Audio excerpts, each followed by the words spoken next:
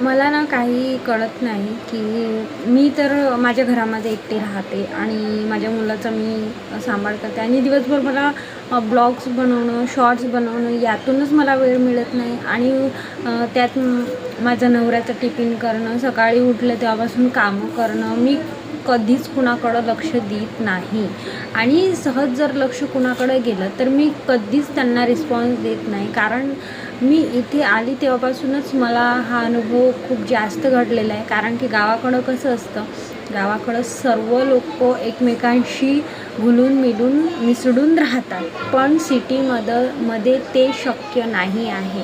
तुम्ही किती जरी समोरच्या व्यक्तीसोबत जर बोलत असले तरीसुद्धा तो व्यक्ती त्याला असं वाटतं की तुम्हाला काहीतरी गरज आहे आणि ते रिस्पॉन्स नाही देत, ते इग्नोर मारून नाही का तुम्हाला कट मारून निघून जातात. तर माझ्यासोबत असं खूपदा झालेलं आहे.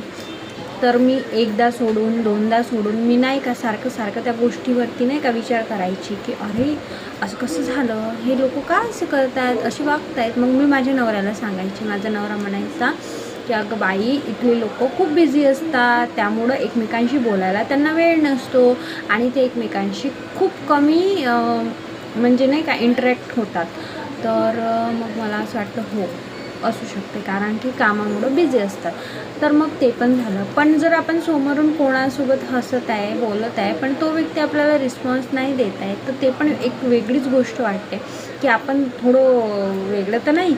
आणि त्यात लँग्वेजचा फरक असतो, कारण की पुण्यातली भाषा ही वेगळी असते आणि गावामधली भाषा वेगळी असते. म्हणजे मी विदर्भातली आहे, तर विदर्भातली भाषा वेगळी आहे. तर हा फरक होता. त्यामुळं मला पण असं वाटायचं की नाही का, म्हणजे होत असेल भाषेमुळं थोडा संवाद